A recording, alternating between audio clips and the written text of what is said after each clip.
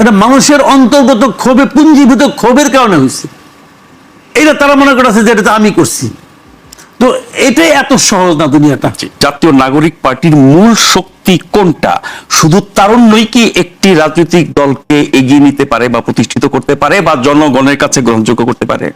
দেখেন, এটাদের আসলে মূল শক্তি তারুণ্য দেওয়া হবে না, হয় না। আপনি কখনো শুনছেন যে একটা মুভি খুব হিট হয়েছে, সবাই এলো শিশু শিল্পী? লাগে কিন্তু না রে ভাই, এটা হয় না, ওইটা হবে না। এদের মূল চমকটা কথা আমি বলি, চমক আছে কিন্তু কিছু পজিটিভ দিক আছে। যেমন ধরেন, এরা প্রচলিত রাজনীতির বাইরে কিছু কথা বলতে যাচ্ছে। শুধুই কথা? হ্যাঁ, কথা আমার হয় তারা বাস্তবায়ন করতে যাচ্ছে। সেটা হলো যেমন যেমন পরিবারতন্ত্রের বিরুদ্ধে তারা কথা বলছে।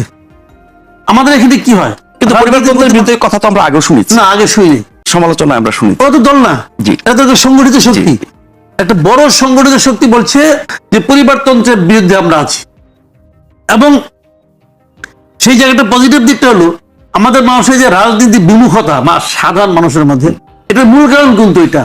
মানুষ যখন একটু ইয়াং ছেলে মেয়েরা যখন পড়াশোনা করে, তখন তারা দেখে যে আমার জন্য তো বড় জোর হলো গিয়ে কর্মী এবং সমর্থক। নেতা তো নেতা হবেন, ওনার ছেলে হবেন, ওনার মেয়ে হবেন, ওনার বউ হবেন, অথবা ওনার শ্যালক হবেন, তারাই হবেন, তার ভাই হবেন। আমরা পারবো না, এটাই পাবেন। নেতা এমপি সাহেব মারা যাবেন, তার বউ এমপি হবে, অথবা তার ভাইয়ের বউ হবে, এরা পারবে না। যে কারণে সাধারণ মানুষের মধ্যে কিন্তু রাজনীতির ব্যাপারে এক ধরনের অনীহা ছিল। আমরা এখন যে লাভ কি আমার। বাট এদের পলিটিক্যাল পার্টি, একটা বড় পার্টি, প্রথমবার বলতেছে যে আমাদের এখানে যে কেউ মন্ত্রী হতে পারবে, যে কেউ বড় যাইতে পারবে। সেটা কি প্রমাণিত হয়েছে এখন? কোনটা? এই যে নতুন দলটি, এদের তো এখনো সেই সময়টা আসে নাই। যেমন ধরেন, এই নাহিদ যে সংগঠন থেকে আসছে, ছাত্র শক্তি, সেই সংগঠনের মূল লক্ষ্যে আখতার হোসেন। সে কিন্তু আখতার হোসেনের সচিব ছিল। জি, এখন কিন্তু আখতার হোসেন তার সচিব হয়ে গেছে। আবার যে নাগরিক কমিটির মূল লোক ছিল কি? নাসিরউদ্দিন পাটোয়ারি। এখন পাটোয়ারি কিন্তু সিরিয়ালে 5-6 চলে গেছে। যে তারা দেখতেছে যে যোগ্যতম ব্যক্তি, খালি মেধার দিক দিয়ে না, পরিচিত একটা ব্যাপার আছে, সবকিছু মানে যে যোগ্যতম তাকে তারা সামনের দিকে ঠেলতেছে। আমি মনে করি বাংলাদেশের ইতিহাসে এটা প্রথমবার ঘটছে, কখনো ঘটে নাই। দেখেন, আপনি একটা উদাহরণ দিয়ে বলি আপনাকে। আপনার জ্ঞান হওয়ার পর থেকে দেখে আসছি আমরা যে রাশেদ খান মেনন হলো নেতা, এবং রাশেদ খান মেনন যখন তার ওখানে একটা মহিলা এমপি বানানো দরকার, তার বোর্ডে নিয়ে এসে বানায়। আর করে দেয় না কিন্তু চান্স। হাসানুল হক তার বোর্ডে বানায় এমপি। তো এগুলি কি মুজিব পরিবার আর জিয়া পরিবারের যেই চর্চা, সেটাই তো আমরা ওটাই বলছি। ওটা না যে পরিবার, এখানে তো সেও কিন্তু দল ছাড়ছে না। সে সভাপতি হয়েছে, সে সারা জীবন সভাপতি থাকবে মৃত্যুর আগ পর্যন্ত। এই যে প্র্যাকটিসটা, এর বাইরে যাওয়ার দরকার আছে, তাহলে মানুষের মধ্যে আগ্রহটা আসবে না পলিটিক্সের ব্যাপারে। সেই জিনিসটা কিন্তু ওরা করে দেখাইছে। একটা মানুষ সব খারাপ হয়, সব খারাপ পারবেন না। আবার এমন একটা মানুষ আপনি খুঁজে বের করতে পারবেন না যার সব ভালো, ভালো মন্দ মিলেই। আমরা ভালোটাও বলছি, মন্দটাও বলছি, এদের সম্ভাবনা বেশি, সেটা আমরা বিচার করি। যেমন ধরেন, আপনি একটা কথা, এদের সমস্ত গুলো আপনি দেখেন যে সর্বোচ্চ বয়স্ক যে লিডার, তার বয়স কত? 35 ম্যাক্সিমাম। এখানে দু একটা চুল পাকা লোক দরকার আমি মনে করি। এখন ওটা কেমনি আনবেন? দল তো গঠন হয়ে গেছে।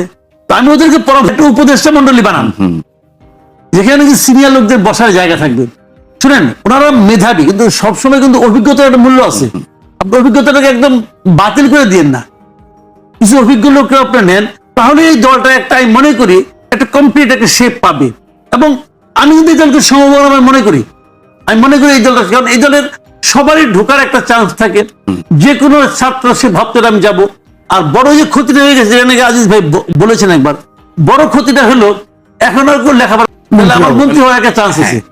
ছোটবেলায় একটা যোগ শুনছিলাম, কোন এক নেতার কাছে গেছিল চাকরির জন্য, তখন বলে, তুমি লেখাপড়া কোন পর্যন্ত করছো?